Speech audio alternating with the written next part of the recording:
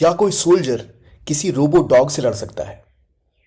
China असल में एक ऐसे रोबो डॉग्स की आर्मी बना रहा है जो किसी भी देश को तबाह कर सकते हैं। इन वीडियोस में आप देख सकते हैं कि कैसे चाइना अनमैन्ड व्हीकल्स टेक्नोलॉजी में अपने आप को आगे की तरफ पुश कर रहा है। इन तस्वीरों में जो आप देख रहे हैं यह है चाइना की रोबोटिक्स की पावर।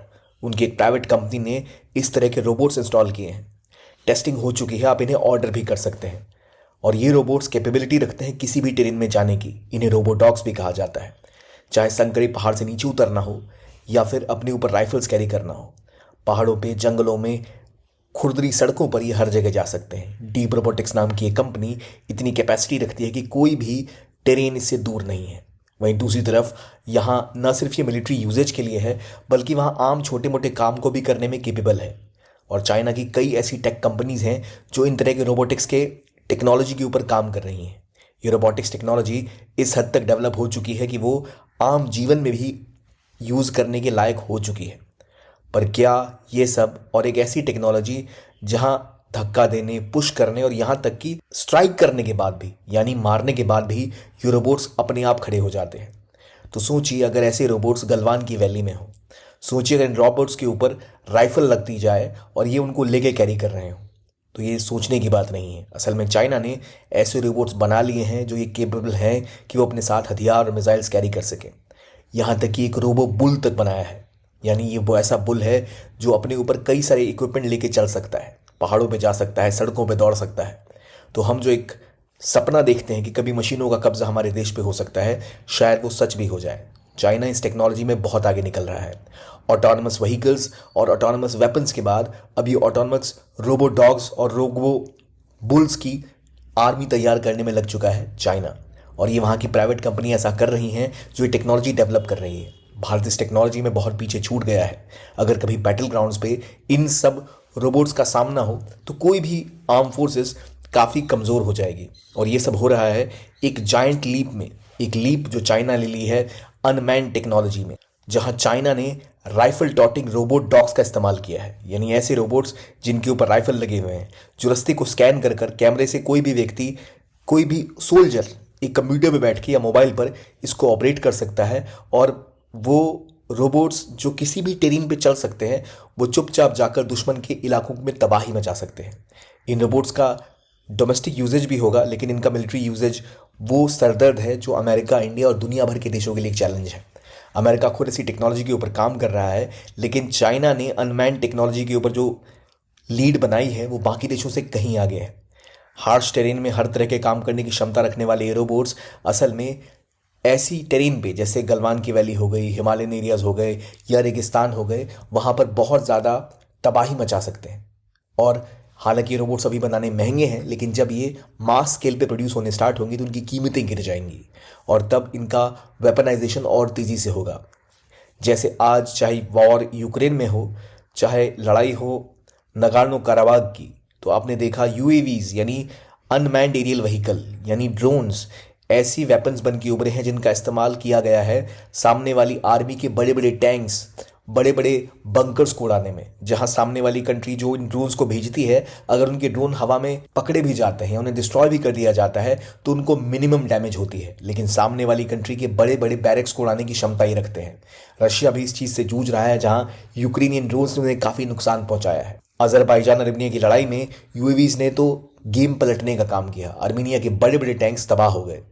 और इन यूएवीज के बाद अब समय आ चुका है यूएडब्ल्यू का, यानी अनआर्म्ड ग्राउंड व्हीकल्स का। और उनमें डीप रोबोटिक्स जैसी प्राइवेट कंपनीज भी चाइना में ऐसे रोबो डॉग्स बना रही हैं। ये रोबो डॉग्स जो डोमेस्टिक यूजेज के लिए भी आने शुरू हो गए हैं। अभी आप इन्हें ऑर्डर भी कर सकते हैं। यानी 18,000 के आसपास आपको ये रोबो डॉग्स मिल जाएंगे जिनके पास एक खुद की एआई इनिशिएटिव है जो उनको ऑल वेदर यूजेज करने में केपेबल बनाते हैं। साथ ही उनकी मिलिट्री भी इन रोबो का इस्तेमाल करने वाली है। चाहे बुल रोबो हों जिनको आपने भी देखा, या फिर ये डॉग रोबोज हों, इनके ऊपर वेपन्स लगाकर युद्ध किया जा सकता है। बैटलफील्ड पे एक बहुत बड़ी परेशानी बन सकते हैं। समस्या ये है कि भारत इसमें बहुत पिछड़ रहा है। और इतना ही नहीं, चाइना ने इन यूएडब्ल्यूज में और अमेरिका ने भी इनके ऊपर काम करना स्टार्ट कर दिया है। यूरोपियन कंपनीज में निवेश करना शुरू किया है, लेकिन चाइना इन सब में कहीं आगे है। और अगर चाइना इस चीज़ में एक लीड बनाता चला गया तो भारतीय आर्मी के लिए, भारतीय फोर्सेस के लिए आगे चलकर एक बहुत बड़ा सरदर्द हो सकता है। इसलिए ज़रूरत है कि समय रहते ही भारत भी इन चीज़ों में निवेश करे और भारत की प्राइवेट कंपनियां भी इनमें तेज़ी के साथ आगे बढ़ते हुए कदम बढ़ाएं। ज़रूरी ये भी है कि अगर चाइना की इस टेक्नोलॉजी से भारत टक्कर ना ले पाया तो कम से कम भारत को एक ग्लोबल कोलैबोरेशन करनी पड़ेगी कि फ्रांस या फिर अमेरिका जैसी कंपनीज या उन देशों के साथ ऐसी कोलैबोरेशन करेगी जब भी कोई ऐसा खतरा उत्पन्न हो तो इनसे लड़ने की क्षमता भारत के पास हो। को डेवलपमेंट, को प्रोडक्शन के ऊपर भी ध्यान दिया जा सकता है। लेकिन अभी तो बात यह है कि चाइना ने इन रोबो डॉग्स को और इन रोबो बुल्स को बनाना शुरू कर दिया है जो बैटल फील्ड पे बहुत तबाही मचा सकते हैं। अगर हम भारत की बात करें तो ये कृष्णा है, भारत का एक अनमैन्ड ग्राउंड व्हीकल।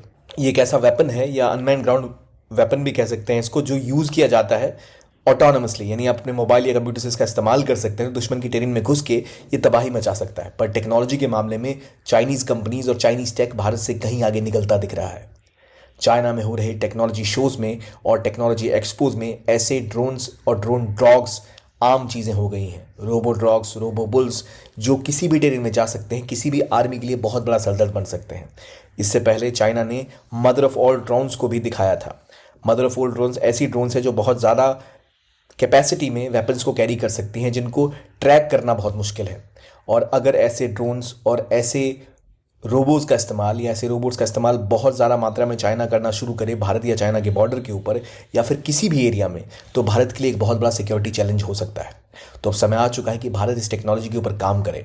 भारत की कंपनीज भी इसमें कुछ कूद तो रही हैं, लेकिन अभी भी गवर्नमेंट सपोर्ट की कमी, फंडिंग की कमी और कुछ हद तक इनोवेशन की कमी के कारण ये इसमें आगे नहीं बढ़ पा रहे हैं।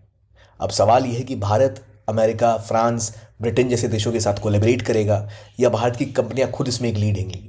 लेकिन सच्चाई तो यह है कि आज चाइना इसमें बहुत आगे बढ़ता हुआ दिख रहा है।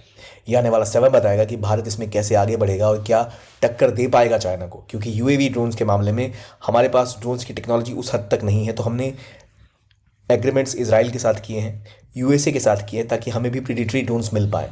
लेकिन अब बात सिर्फ ड्रोन्स की नहीं रही, रोबोट्स पे आ चुकी है। इसीलिए भारत और अमेरिका के बीच में जो एग्रीमेंट्स हुए हैं, जहां आईसेट यानी initiative on critical emerging technology, जिसके तहत ऐसे रोबोटिक्स और एआई के ऊपर भारत और अमेरिका मिलकर काम करेंगे, बहुत इंपॉर्टेंट पार्टनरशिप और एग्रीमेंट बन जाते हैं। अब आने वाला समय ही बताएगा कि इस पर कितनी डेवलपमेंट होगी। लेकिन ये रियलिटी है कि आने वाले भविष्य में जो वॉर लड़ी जाएंगी उनमें यूएवीज और यूजीवीज यानी अनमैन्ड ग्राउंड व्हीकल्स या अनमैन्ड ग्राउंड वेपन्स का इस्तेमाल बहुत मात्रा में होने वाला है, जो ऑफ रोडिंग कर सकते हैं, जो किसी भी टेरेन में जा सकते हैं और तबाही मचा सकते हैं सामने वाले खेमे में जाकर। और वो भी तब जब आपके पास लोकल टेक्नोलॉजी हो या आपके पास मैनुअल टेक्नोलॉजी हो या आपके पास इंसान हो वहाँ, और सामने अगर एक ऐसा अनमैन्ड व्हीकल आता है जिसके पास खोने के लिए कुछ नहीं होता, तो वो बहुत ही कम लेवल पर आकर बहुत ज़्यादा तबाही मचा सकता है। इमेजिन करिए ऐसी टेक्नोलॉजी अगर टेररिस्ट के हाथ लग जाए तो कश्मीर में क्या तबाही मचा सकते हैं। इससे ज़रूरत है कि भारत सावधान रहे और अपनी डिफेंस टेक्नोलॉजी को भी अपडेट करे। हम उम्मीद कर सकते हैं कि इंडियन गवर्नमेंट इसके ऊपर काम कर रही होगी। शायद जल्द ही हमें कुछ भारत की तरफ से भी देखने को मिलेगा।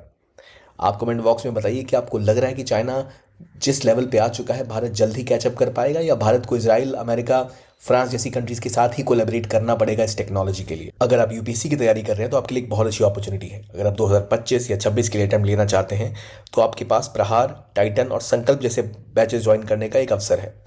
प्रहार जो एक इंग्लिश या हिंदी बैच है 2025 के लिए, टाइटन इंग्लिश बैच है 2025 के लिए, और 2026 के लिए संकल्प और टाइटन इंग्लिश में बैचेस उपलब्ध हैं, जहां आपको मिलते हैं जीएस की क्लासेस, डिटेल्ड लाइव क्लासेस, जिनको बाद में आप रिकॉर्डेड रूप से भी देख सकते हैं। इसके अलावा आपको सीसेट की क्लासेस दी जाएंगी, डेली एमसीक्यू और मेंस के क्वेश्चंस मिलेंगे, जिसे आप प्रैक्टिस करके अपने आप को और तैयार कर सकते हो हर लेवल पर इस एग्ज़ाम के लिए। इसके अलावा आपको नोट्स और बुक्स के लिए बार बार कहीं भागने की ज़रूरत नहीं है। आपको सारे नोट्स और जीएस की जो बुक्स मिलेंगी वो इतनी कॉम्प्रिहेंसिव होंगी कि वो आपके लिए वन स्टॉप सॉल्यूशन का काम करेंगी। यानी आप अपने घर में अपनी सहूलियत के हिसाब से इसकी तैयारी कर सकते हैं और इंडिया की बेस्ट फैकल्टी से पढ़ सकते हैं। और ये सब आपको मिलेगा लाखों रुपए की फीस में नहीं, केवल 7,999 रुपये से ये कोर्स स्टार्ट है। अभी एडमिशन ओपन है। अगर आप इस कोर्स में इंटरेस्टेड हैं तो इस वीडियो के डिस्क्रिप्शन बॉक्स में या कमेंट बॉक्स में आपको लिंक मिल जाएगा, जिसको क्लिक करके आप इन कोर्सेज तक पहुंच सकते हैं और अपने आप को तैयार कर सकते हैं यूपीएससी की इस रेस के लिए। ये था आज का वीडियो। देखने के लिए बहुत बहुत धन्यवाद। आई होप आपको अच्छा लगा हो। कीप ऑन वॉचिंग ज्ञान कोश and have a nice day.